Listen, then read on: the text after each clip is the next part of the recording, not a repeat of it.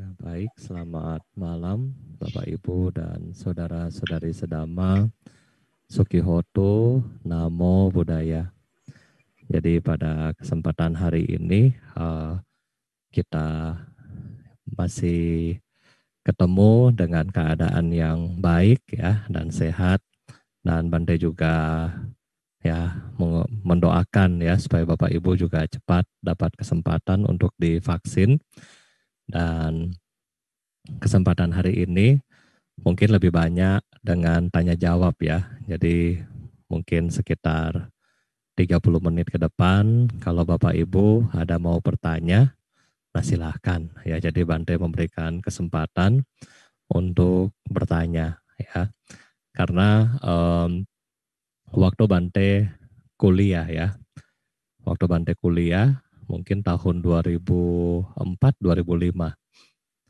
waktu itu juga di kampus kita diminta jadi panitia ya, diminta jadi panitia untuk mengadakan patidana seperti ini. Dan kemudian ketika lagi susun paket seperti itu ya, susun paket, di dalam batin saya sendiri, dalam hati saya ketawa juga dan saya bilang, aduh ya kalau mati ya paling cuma dikasih seperti ini ya, Indomie, beras, ya mungkin kalau agak royal sedikit dapat biskuit dan lain-lain. Jadi di dalam hati berpikir begitu. Tetapi pikir-pikir lagi, kalau anak-anak berbakti, ya berbakti mungkin masih siapin persembahan. Ya kalau enggak bagaimana?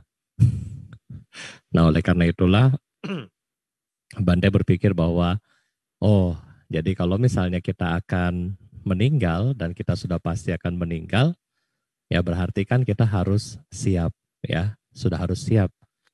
Orang mau doakan kita, tidak mau doakan kita, ya nggak masalah. Ya, nggak masalah. Yang pasti kita sudah siap dengan apa? Karma baik kita, ya, kebajikan-kebajikan kita, pemahaman dhamma kita, dan praktek dhamma kita.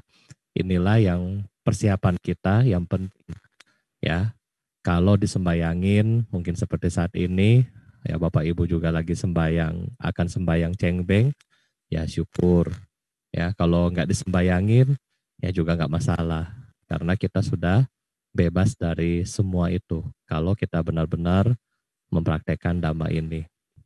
Karena kalau sampai hari ini untuk pelimpahan jasa, Bante rasa Bante sudah kasih beberapa kali, dan untuk Tirokuda Sutta ya juga mungkin sudah 3-4 kali ya Bante di dalam sesi. Dan ya Bante rasa Tirokuda Sutta yang Buddha jelaskan kepada kita, nah itu sudah harusnya sudah sangat-sangat baik. Ya, jadi kalau misalnya mungkin Bapak Ibu masih ada yang bingung, boleh nggak apa-apa, kita diskusi sama-sama. Kalaupun Bapak Ibu sudah nggak bingung, ya bagus, ya berarti kita bersiap. Tadi selama kita membacakan Parita Awamanggala, mungkin juga Bapak Ibu berpikir, aduh Bante, di rumah terus bacanya beginian. Ya jadi serem sendiri ya. Yang padahal Awamanggala yang kita baca tadi adalah kebanyakan ya perenungan-perenungan mengenai ketidakkekalan. Dan ketidakkekalan ini menjadi topik yang sangat penting di dalam agama Buddha, karena kita melihat bahwa ya karena segala sesuatu tidak kekal, untuk apa kita melekat. Nah ini adalah dasar daripada ketidakkekalan itu. Ya, jadi semuanya nggak kekal, untuk apa saya melekat? Oke, ya mungkin sudah ada pertanyaan, silakan Ko Joni. Ya, Bante. Ada pertanyaan di Facebook dari Ibu Fungli. Bertanya, Bante izin bertanya, secara Buddhis, apakah perbedaan orang yang telah meninggal dikubur atau dikremasi? Terima kasih, Bante. Ya, jadi apa perbedaan ya dikubur sama dikremasi? Perbedaannya adalah hanya cara ya, cara untuk melakukan penghormatan aja. Jadi di sini kita bilang cara-cara ya, kalau misalnya proses kuburan di seluruh dunia itu banyak. Memang di Indonesia kita kenal dua ya, kremasi atau ditanam. Dan kadang-kadang umat Buddha tuh sebelum meninggal, kalau Bante lagi pergi lihat oma-oma yang sedang sekarat begitu ya, kadang-kadang oma-oma bilang, Bante tolong kasih tahu ya, saya nggak mau dikremasi. Bante tanya, kenapa oma? Iya, nanti panas. Ya, nanti panas katanya. Terus Bante dalam hati Bante, kalau dikubur juga pengap, ya kan? Nah, jadi mau bagaimana? Nah, jadi perbedaannya di mana? Adalah sebenarnya sama ya, ketika kita sudah em, jantung kita sudah berhenti dan kemudian batin kita sudah meninggalkan jasad ini, ya jasad ini mau dipotong sudah nggak tahu apa-apa dia, mau dibakar sudah nggak tahu apa-apa. Ya jadi jasad kita ini ketika sudah istilahnya sudah meninggal, ya itu sudah nggak tahu apa-apa. Orang mau cubit, orang mau pukul, ya kan sudah nggak tahu apa-apa. Jadi perlakuan apakah kita mau kremasi atau tidak, nah ini bebas ya, mau dikubur itu bebas. Yang pasti um, kalau kita misalnya dikubur, ini untuk jangka panjang ya, karena nanti anak-anak harus pergi misalnya pergi bersih kubur dan seterusnya, harus merawat kuburan. Nah, kita lihat zaman sekarang tradisi ini sudah mulai agak susah, terutama Bapak Ibu yang di Jakarta ya. Semua sibuk. Kalau mungkin mereka-mereka yang masih di Medan, yang masih kental, nah mungkin masih pengen pulang untuk cengbeng. Tetapi di Jakarta Bante rasa sudah agak susah. Yang kedua, biaya atau expense. Jadi kita beli tanah dan segala macam juga lumayan mahal. Sedangkan kremasi, kalau misalnya sudah dikremasi, pilihan juga 3 sekarang ya. Pilihan yang pertama, Bapak Ibu bisa taruh di rumah abu, ya beberapa wihara menyediakan. Yang kedua, Bapak Ibu juga bisa rumah abu ibaratnya seperti ya kuburan ya. Oh supaya kalau kangen nanti pergi ke rumah ke kuburan misalnya ke rumah abunya. Nah, yang kedua bisa juga dilarung di laut ya, dilarung di laut biar gampang. Dan yang ketiga, Bante pernah lihat di rumah duka nih Grand Heaven ya. Jadi abu daripada orang meninggal bisa dibikin jadi batu cincin. Ya, jadi nanti kalau misalnya Anda mau proses, jadi dari abu itu dikirim ke Swiss atau kemana ya, nanti jadi batu gitu. Jadi Anda bisa pakai cincin batu ya, batu cincin gitu, terus bilang, oh ini adalah kungkung di sini. Nah itu, jadi sekarang itu sudah semakin canggih ya ke depannya. Nah, secara perbedaan itu nggak ada, karena setelah jasad ini meninggal, ya kita sudah nggak tahu apa-apa di situ. Ya, terima kasih.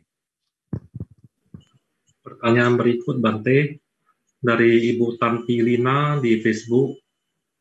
Bante, izin bertanya di waktu sembahyang cengbeng, bolehkah ortu kita dan mertua jadikan satu meja sembahyang? Mohon pencerahannya Bante. Ya, boleh nggak ortu kita dengan mertua dijadikan satu meja?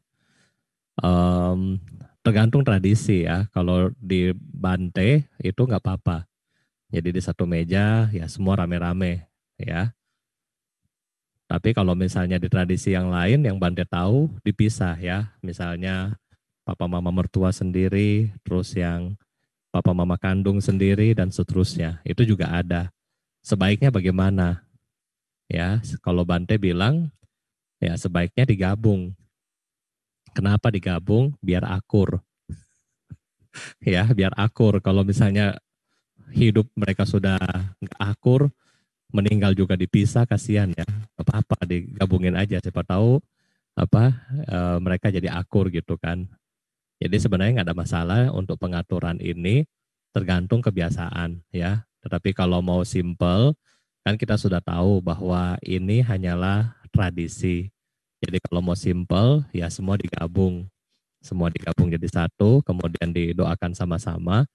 Tetapi kalau misalnya mau ada space di rumah yang bisa menampung banyak meja, ya dipersilahkan ya. Tentunya ini nggak ada masalah. Ya, terima kasih. Oke, belum ada pertanyaan lain ya.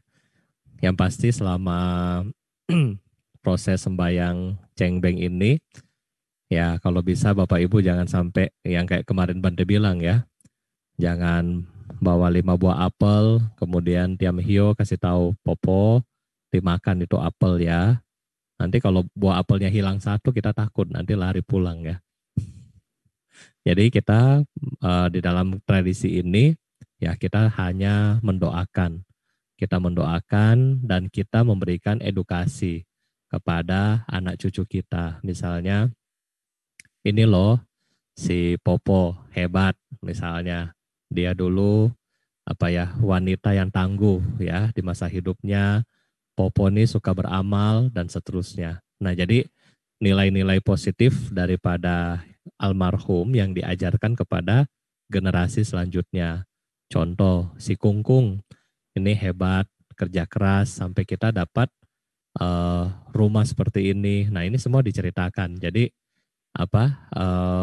cerita-cerita yang positif daripada orang-orang yang telah meninggal ini kita turunkan sehingga menjadi tradisi yang baik, kemudian menjadi semangat buat anak-anak di masa mendatang. Ya, oke, Satu masih ada? pertanyaan Bante. Oke. Dari Facebook, dari Merti, nama budaya Bante, saya mau bertanya, mengapa saya suka bermimpi sanak keluarga yang sudah meninggal? Sedangkan saya setiap melakukan puja bakti, terakhirnya saya melakukan patidana. Terima kasih Bante. Ya, jadi ketika kita bermimpi mengenai sanak keluarga kita yang telah meninggal, mimpinya apa dulu? Ya, mimpinya apa dulu? Kalau kita yang suka melimpahkan jasa kepada mereka, mereka biasa mimpi itu untuk mengucapkan terima kasih, ya, untuk mengucapkan terima kasih. Dan dulu saya pernah ada kejadian waktu mengucapkan terima kasih, waktu itu Bante Samanera ya, Samanera 2006. Jadi waktu itu Bante lagi memang waktu selama jadi Samanera pelimpahan jasa buat satu orang. Pas ketika lagi duduk meditasi, nah tiba-tiba itu ada kayak lihat dari pintu itu ada yang datang. Tapi nggak tahu itu siapa karena Bante juga penakut waktu itu kan. Saya tutup mata aja, pokoknya nggak mau lihat, nggak mau buka mata, takut, nggak berani deh. Nah kemudian malamnya konsultasi sama guru pembimbing, kemudian guru bilang, oh itu tadi ada yang datang. Nah siapa, saya bilang, iya itu kamu kan ada doain orang tuh kan, nah dia mau ucapin terima kasih sama kamu. Oh gitu. Saya Bante waktu itu nggak mikirin, oh gitu. Nggak mikir bahwa ucapan terima kasih sekaligus pamit. Maksudnya sudah meninggal orangnya kan. Nggak mikir sampai di sana. Nah jadi kadang-kadang mereka datang berupa mimpi. Nah itu sih mungkin mereka mengucapkan terima kasih kepada kita. Tetapi kalau di dalam mimpi kondisinya adalah yang nggak bagus. Misalnya kondisi-kondisi fisik seperti sedih, mungkin muram, mungkin kayak stres dan seterusnya. Nah, mungkin mereka lagi sedih. Nah, itu kita perlu melakukan lebih banyak lagi pelimpahan jasa buat mereka. Ya, terima kasih. Pertanyaan berikut Bante dari YouTube, dari Ibu Hani Yuwono. Selamat malam Bante. Kalau kita sudah meninggal bersama teman, apakah di alam sana kita masih saling kenal? Anumodana Bante.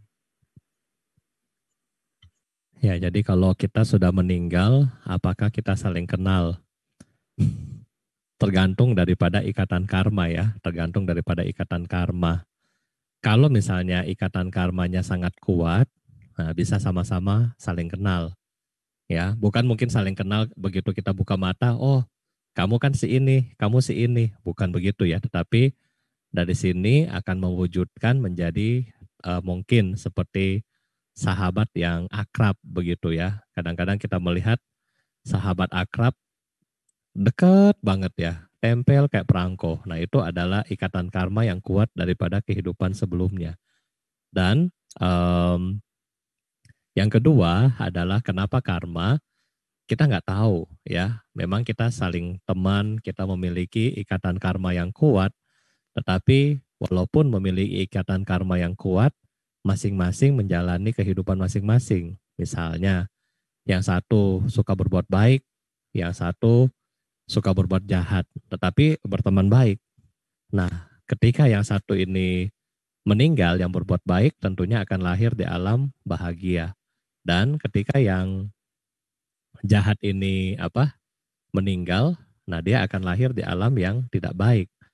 Ada satu contoh di mana mereka ini sepasang ini ya, kekasih, sepasang kekasih. Jadi sepasang kekasih bertekad, pokoknya kita mau sehidup semati, ya. Dan kalau bisa kita mau hidup sampai di masa mendatang kita mau ketemu lagi. Betul, ya.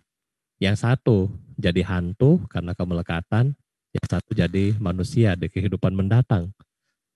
Nah, jadi bagaimana? Akhirnya si cowok yang jadi manusia itu dia lihat mantannya adalah hantu, dia juga takut, ya kan? Tapi benar si hantunya itu nyariin si itu ya, si cowoknya itu.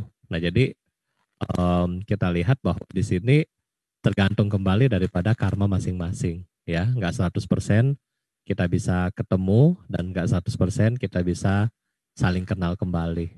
Ya, terima kasih. Pertanyaan berikut, Bante, dari Facebook, dari Zan Boston. Bante, terkait reinkarnasi, orang yang terlahir kembali di masa yang akan datang, pertanyaannya, sepengetahuan Bante, apakah ada reinkarnasi yang terlahir kembali ke masa lampau? Dan ada satu pertanyaan lagi, mirip dengan yang pertanyaan tadi, Namo Buddhaya Bante, saya mau tanya, untuk almarhum, dikremasi atau dikubur yang lebih baik? Terima kasih, Bante. Ya, baik, terima kasih. Yang tentang reinkarnasi tadi mungkin mesti diperjelas ya. Nanti dia mau jadi apa itu, Bante nggak tangkap ya tentang inkarnasi, nanti mungkin bisa diperjelas. Yang tentang kremasi atau dikubur, mana yang lebih baik ya? Kalau dari sisi biaya, ya kan, ya nggak apa-apa. Kan Buddha bilang di dalam Tirokuda Sutta tadi, di antara semua jenis berkabung adalah tidak mampu untuk menolong sang almarhum yang meninggal, ya nggak bisa menolong. Maksudnya jenis-jenis berkabung seperti mungkin Anda menangis, Anda mungkin menghias rumah duka dan seterusnya. Mungkin Anda pakai peti yang mahal, mungkin Anda siapin rumah-rumahan, ya kan? Itu semua tidak bisa untuk menolong almarhum. Tetapi siapa yang bisa menolong almarhum adalah dengan kita berbuat baik atas nama almarhum. Yang kita harus ingat adalah kita berbuat baik atas nama almarhum. Dalam Tirokuda Sutta disebutkan kepada sangga. Sangga adalah 4 biku minimal. Nah jadi daripada kita melakukan begitu banyak biaya yang tidak perlu, nah kan lebih baik kita melakukan dana atas nama almarhum. Bante rasa itu jauh lebih bermanfaat. Misalnya dananya Anda lakukan untuk panti asuhan atas nama almarhum, pembangunan mungkin wihara, cetak buku, ya kan, dan seterusnya. Itu banyak sekali yang kita bisa bikin, apalagi di zaman sekarang ini ya. Kita gunakan semua atas nama almarhum selama dia belum 49 hari. Nah, itu sangat-sangat membantu yang meninggal. Jadi kalau kita misalnya kubur, mungkin biayanya lumayan banyak ya kan, mesti beli tanah, gali, terus bikin apa kayak kuburannya gitu kan, rapihin. Nah, ini saya rasa biayanya banyak, tetapi kalau misalnya sudah dikremasi, setelah itu langsung dilarung, ya itu nggak terlalu mahal untuk biayanya. Ya, jadi biaya yang lain yang dipergunakan untuk apa? Untuk yang tadi, misalnya Anda mau lakukan perbuatan baik yang mendukung almarhum di masa mendatang. Ya, terima kasih. Pertanyaan berikut, Bante, dari Pak Mewa di Facebook. Namo Buddhaya Yang Mulia Bante Dhamma-Wudho, memberi persembahan pada leluhur hasil dari uang yang tidak benar dan hasil berhutang pada orang lain. Bagaimana kusala wipakannya, Bante? Anumodana, Bante. Ya, jadi kalau misalnya kita berbuat baik ya, pelimpahan jasa sama leluhur, tetapi berasal dari hutang ya. Ya, kalau berasal dari hutang itu bagaimana? Apakah dapat karmanya? Ya dapat, ya dua-duanya dapat ya. Karma dari kita ngutang orang juga dapat, karma baik daripada kita berbuat baik juga dapat. Tetapi yang kita harus ingat di dalam dana, ya di dalam ketika kita mau memberi, dipastikan bahwa hasil ya barang yang kita mau beri itu adalah barang yang kita bilang halal.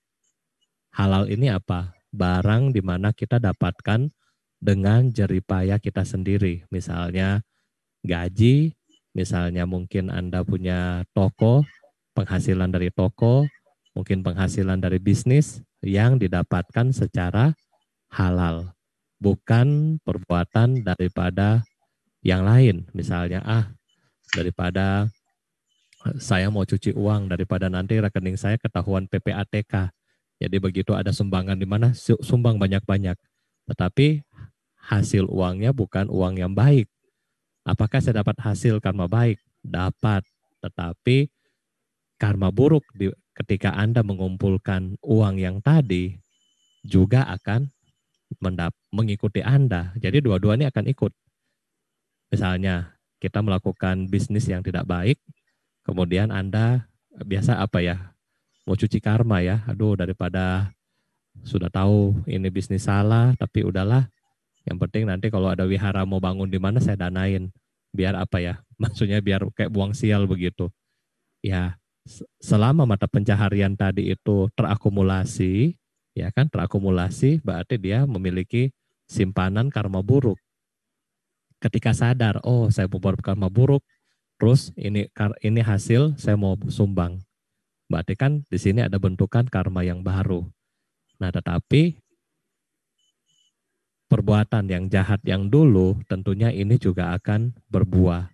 Dan sebab dari perbuatan baru yang dia lakukan yang baik juga akan berbuah. Ya, masalahnya adalah sumber daripada barang yang dia kasih. Nah, ini adalah kurang baik. Yang kedua adalah wipakanya. Jadi maksudnya niatnya itu dia juga apa ya, nggak tulus punya. Maksudnya ya daripada apa, misalnya buat buang sial atau buat cuci uang, ya kan? Ya itu, jadi disumbang akhirnya. Padahal tujuannya bukan tujuan untuk, oh semoga saya mempersembahkan ini demi kemajuan Buddha Dhamma. Bukan, tetapi ya udahlah daripada nanti saya ketangkep, dah sumbang aja dulu. Ya itu, ini adalah apa pemahaman yang berbeda. Sama ketika kita ngutang untuk berbuat baik, nah itu juga sama ya. Dua-duanya dapat, tetapi niatnya mana yang lebih banyak. Kekuatan daripada motivasi niatnya ya. Terima kasih. Ya inkarnasi tadi ya kok ya. Makasih.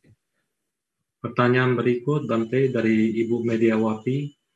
Namo Buddhaya, Bante, ingin izin bertanya.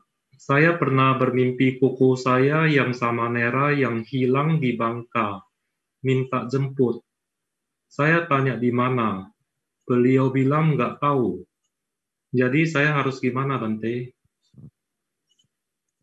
Ya, jadi yang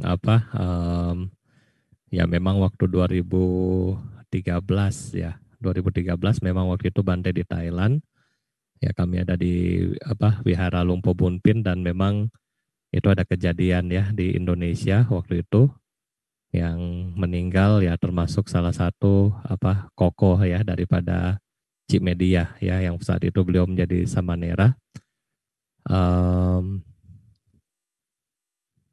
itu bagaimana? Jadi kalau mungkin dia nggak tahu dia ada di mana, ya mungkin karena memang kepengetahuannya ya. Yang pasti ketika kita mimpi, kita melihat kondisinya dulu. Kalau misalnya kondisinya kurang baik, biasanya itu ada di makhluk yang peta ya, yang mungkin kondisinya kayak bajunya atau itunya lusuh dan seterusnya.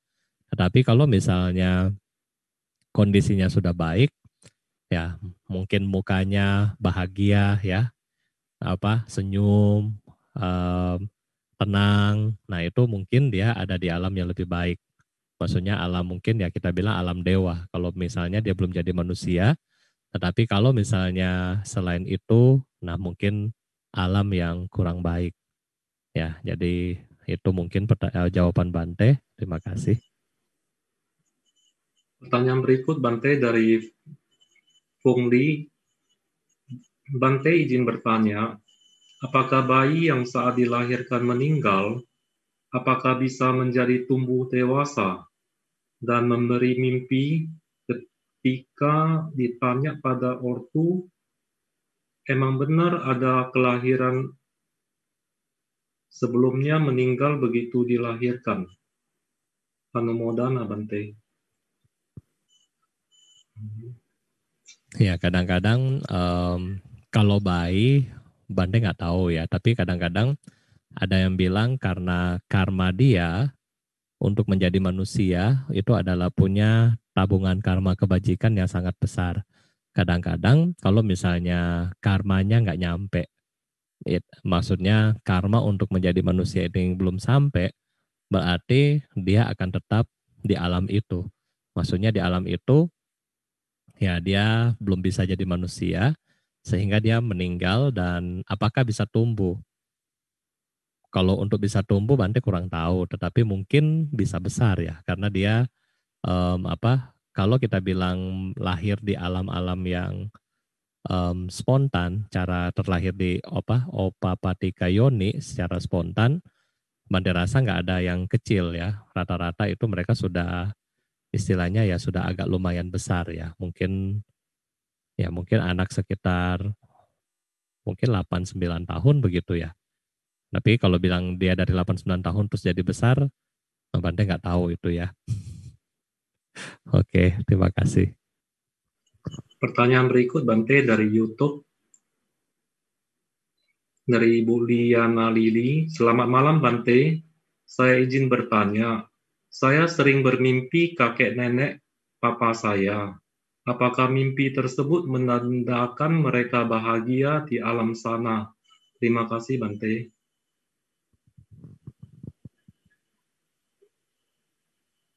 Ya, kalau kita misalnya bermimpi kayak mungkin papa mama kita atau kungkung mereka ya kembali lagi kalau di mimpi itu mereka kondisinya adalah kondisi yang senang, riang. Nah, itu bisa. Karena gini Bapak Ibu, kalau masalah mimpi ini bisa dua ya, bisa dua. Benar-benar makhluk ini datang. Misalnya leluhur kita benar-benar datang untuk mengucapkan kayak terima kasih, tetapi bisa juga ini adalah kekhawatiran pikiran kita sendiri.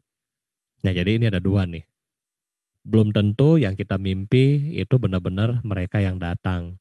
Ya, bisa jadi mimpi karena kita punya kekhawatiran sendiri. Contoh begini, misalnya di dalam tradisi Anda, biasanya kalau ada yang meninggal mau bakar rumah-rumahan. Ini contoh ya.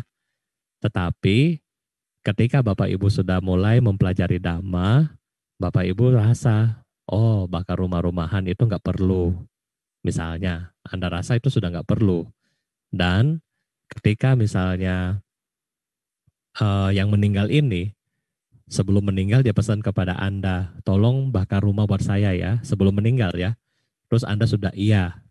Nah, akhirnya yang bersangkutan meninggal, kemudian ketika upacara Anda nggak bikin. Ya, Anda nggak bikin karena Anda rasa, sesuai dhamma kan nggak dapat rumah, nggak usah lah. Nah, kadang-kadang ketika seperti itu, Anda begitu tidur, mungkin karena ada penyesalan, ada janji, ada apa, sehingga keingat bahwa kayaknya ada ini ya, rumah belum bakar dan seterusnya. Nah, jadi dari situlah kita mengingat ini. Nah, ini timbul dari mana? Dari ingatan kita, bawah sadar kita, bukan daripada ini dia datang sendiri. Ya, terima kasih.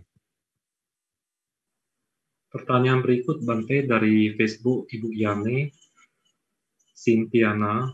Namo Buddhaya Bante. Apabila yang meninggal sewaktu masih hidup pernah bilang ia ingin dikubur, ternyata oleh sanak keluarga dikremasi. Apakah salah ya Bante? Apakah akan ada masalah? Ya, jadi kalau misalnya yang meninggal, biasanya kan begini, karena yang meninggal ini kadang-kadang pemahaman ya, kembali ke pemahaman damanya. Kadang-kadang ada yang, saya mau dikubur karena saya takut, kayak tadi Bante cerita, saya takut api ya. Oke, kalau misalnya kita sudah bilang dia sudah ngomong seperti itu dan kemudian kita mampu untuk merealisasinya. Maksudnya kita punya dana untuk melakukan hal itu, ya sudah kita lakukan ya karena sesuai dengan permintaan. Terus kalau misalnya yang yang bikin atau yang keluarga tidak melaksanakan apa yang terjadi, kembali lagi kepada si yang meninggal. Kalau si yang meninggal ini mungkin dia suka emosi, dia suka marah, dan kemudian em, karena kemelekatan dia mau kuburan, terus kita nggak turuti, dia akan merasa kecewa, dia mungkin akan rasa kesel dan seterusnya, dan ini bisa membuat dia terperangkap di dalam kemarahan, kesedihan, kekecewaan dia sendiri. Nah, jadi kalau seperti ini agak bahaya ya, karena kenapa? Pada akhirnya dia kan kita bisa tahu almarhum para orang mendiang ini adalah orang yang kita kenal setiap hari kan. Kita tahu sifat kalau kita nggak turutin dia apa yang terjadi. Misalnya ada yang suka ngambek, begitu Anda nggak turutin sehari-hari misalnya, saya mau kopi, terus Anda nggak bikinin kopi, dia ngambek, dia marah. Kan kita sudah tahu sifat masing-masing orang tua kita, leluhur kita tahu, masing-masing tahu. Jadi ketika orang yang suka pemarah atau itu yang dia ingin kita nggak capai, kita nggak kasih, nah dia akan marah, nah akan membahayakan dia punya pikiran sendiri. Kita sih nggak masalah, tetapi yang Bante kita perlu lihat adalah efek daripada batin si yang meninggal.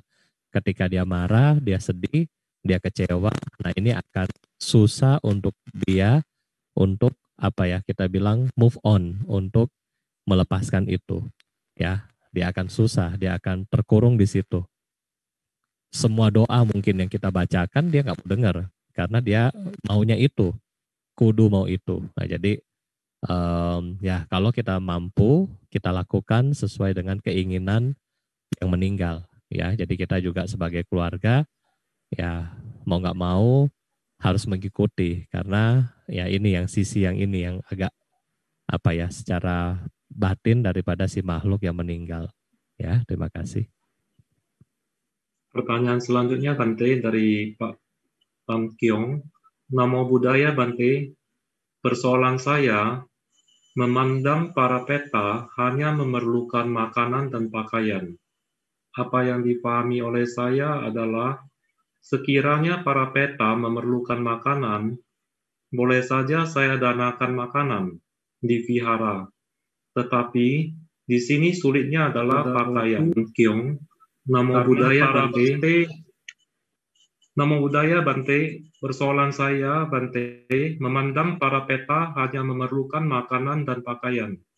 Apa yang dipahami oleh saya adalah sekiranya para peta memerlukan makanan, boleh saja saya danakan makanan di vihara. Tetapi di sini sulitnya adalah pakaian, karena para Bante kan tidak memakai pakaian. Jadi bagaimana caranya untuk melakukan dana pakaian bagi leluhur yang memerlukan pakaian? Terima kasih, Bante. Ya, baik. Jadi bagaimana kalau leluhur kita minta baju ya, sedangkan bandenya nggak pakai baju. Ya, jadi ini juga sudah pernah terjadi Bapak Ibu di dalam Tirokuda Sutta. Ya, Bante ulangi aja Tirokuda Sutta yang kita sudah cerita. Karena Bante tanggal hari Rabu sudah baca Tirokuda Sutta, hari Minggu kemarin juga sudah. Jadi hari ini Bante nggak sengaja nggak ceramah lagi ya. Nanti dibilang Bante tinggal putar rekaman lagi. Nah jadi Bapak Ibu ketika di Tirokuda Sutta, kan kita sudah tahu bahwa Raja Bimbisara itu didatangin oleh leluhur-leluhur dia yang melakukan karma buruk di 3 Buddha sebelumnya. Ya, dan ketika Raja Bimbisara waktu itu berbuat baik, dia lupa untuk melakukan pelimpahan jasa. Ya, dia nggak fokus, dia nggak lakukan pelimpahan jasa, sehingga leluhur-leluhur ini marah, ya, kecewa, sakit hati, ngambek, ya, di PHP sama Raja Bimbisara. Nah, kemudian malamnya ketika Raja Bimbisara mau tidur, makhluk-makhluk peta ini semua datang ke istana dan membuat Raja Bimbisara takut. Besok hari Raja Bimbisara kepada Buddha bilang, setelah saya aneh, seumur hidup nggak pernah begini. Tetapi kemarin setelah saya berbuat baik kepada Buddha, saya berdana makan, kok muncul makhluk-makhluk peta yang begitu banyak pada malam hari yang membuat saya nggak bisa tidur. Nah kemudian Buddha bilang, iya Bimbisara, itu adalah luhur-luhur kamu di kehidupan-kehidupan sebelumnya. Mereka membutuhkan jasa kebajikan dari kamu. Dan besok coba diatur, lakukan dana seperti kemarin ya. Jadi besok kemudian diadakan di istana dengan kekuatan batin dari Buddha, kemudian kekuatan batin dari Buddha, kemudian Buddha menampakkan para makhluk peta itu di istana. Ya, jadi Anda bayangkan di istana itu muncul semua makhluk peta. Kalau kita baca komentar daripada Tirokuda Sutta, ada yang seperti pohon palem ya, mungkin 4 meter tingginya, kurus kering karena sudah sekian miliar tahun gak dapat makan. Gosong, ada yang gosong, ada yang perutnya besar, ada yang macam-macam, sangat-sangat tragis ya. Nah di situ kemudian semua orang yang ada di istana bisa lihat ya, Raja Bimbisara, para menteri, pengawal semua bisa lihat itu makhluk. Tetapi Buddha bilang nggak apa-apa, silakan kamu berbuat baik. Nah setelah itu Raja Bimbisara melakukan perbuatan baik dengan apa? Yang pertama dia mempersembahkan air, ya, mempersembahkan air minum kepada Buddha. Begitu Buddha terima, seketika Bapak Ibu ya, makhluk-makhluk yang begitu gosong, hitam, ketika Buddha menerima air, semua langsung memiliki badan jasmani yang bersih. Tetapi badannya masih, ya misalnya yang tadi kurus, masih kurus dan seterusnya. Tetapi badannya sudah bersih, kayak mandi gitu ya, bersih.